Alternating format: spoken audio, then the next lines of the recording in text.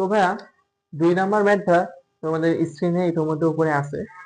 তো 2 নাম্বার ম্যাথটাও কিন্তু আমরা শুরু যেহেতু আগে 1 নাম্বারটা একটু সহজ করলাম, এটা একটু অ্যাডভান্স বাট বেশি না, এই রিলেটেডই এবং এইভাবে আমরা করে ফেলবো। দেখো ম্যাথে বলছে যে একটি ফ্লাস্কের 10 অ্যাটমসফিয়ার চাপে 50 লিটার হাইড্রোজেন গ্যাস আছে। তো আমি কিন্তু আমার ডেটাগুলো লিখি। হ্যাঁ, এই যে আমাদের একটা ফ্লাস্ক,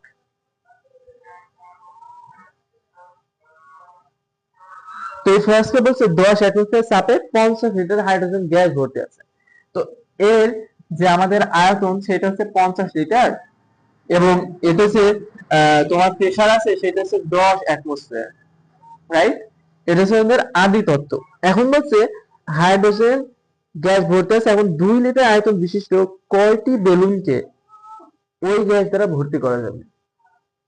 এই যে আমাদের বেলুন, মনে করো এই তো আমাদের বেলুন, তো এই বেলুনের আয়তন দেওয়া আছে তোমার 2 লিটার, এবং আমাদের চাইছে কয়টি বেলুন ভর্তি করা যাবে। এবং এখানে দেখো যে আরেকটা তথ্য দেওয়া আছে যে যখন প্রতিটি বেলুনের ভেতর হাইড্রোজেন গ্যাসের চাপ 2 অ্যাটমসফিয়ার, এবং এখানে দেওয়া আছে হাইড্রোজেনের চাপ দেওয়া আছে তোমার 2 অ্যাটমসফিয়ার, এবং বেলুনের আয়তন দেওয়া আছে 2 লিটার। তো ভাইয়া এটা কিভাবে করবা? একটু মাথা খাটাও। আমাদের এই বেলুন কয়টা ফোলানো যাবে সেটা বের করতে হবে। তো কিভাবে করতে পারি? যখন একটা সিলিন্ডারে গ্যাস আছে, এখানে 50 লিটার, এখানে 10 অ্যাটমসফিয়ার, তুমি যখন এই গ্যাস গুলা তো বেলুনের মধ্যে দিব, যখন এই গ্যাস গুলা বেলুনের মধ্যে দিব তখন কি হবে?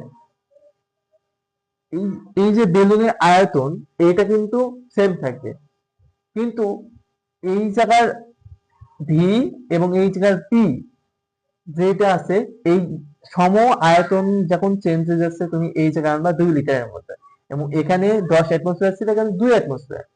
তো এবার প্রেশার যখন চেঞ্জ হয়ে যাচ্ছে, তো স্বাভাবিক এর গ্যাসের আয়তন চেঞ্জ হয়ে যাবে, কেননা আমরা জানি টিপিক্যাল এনার্জি থেকে তোমার প্রেশার এবং আয়তনের মধ্যে একটা সম্পর্ক আছে। যদি প্রেশার চেঞ্জ হয় আয়তন চেঞ্জ হবে। এবং এই প্রশ্নে তোমার বলা আছে কিন্তু তাপমাত্রা স্থির আছে। তো ভাইয়া তাপমাত্রা স্থির থাকা মানে আমরা প্রথমে সূত্রটা লিখি।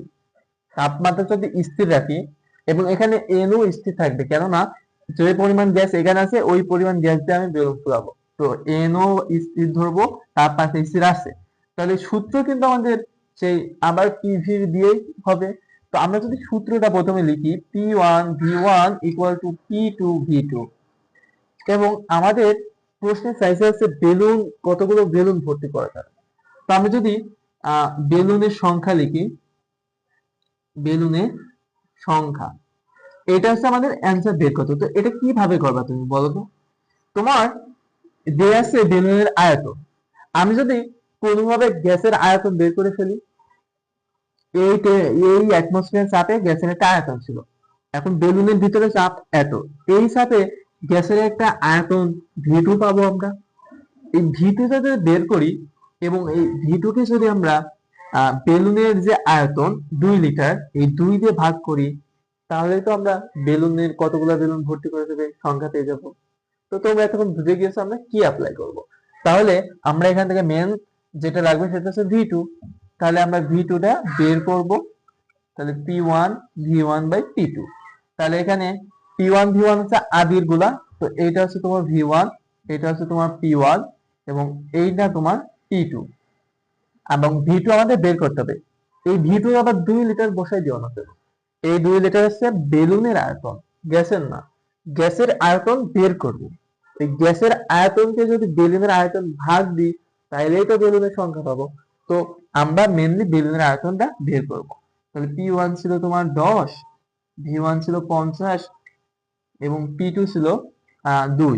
তাহলে এইটা যদি আমরা কারাকাট করি, 5 5 25, 5 25, 250, এবং একক কি হবে ভাই? যেহেতু V1 এর একক লিটার, তাহলে V2 এর একক আমরা লিটারে পাবো। তো এই হচ্ছে তোমার V2 অর্থাৎ গ্যাসের আয়তন। তাহলে বেলুনের সংখ্যা কত? গ্যাসের আয়তন ডিভাইডেড বাই 2, অ্যান্সার যা হবে অত টি, এতগুলা বেলুন ভর্তি করা যাবে।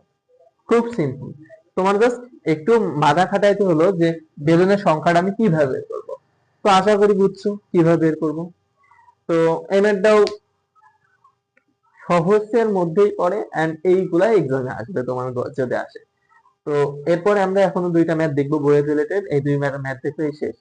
তো 3 নাম্বার ম্যাথ শুরু করা যাক।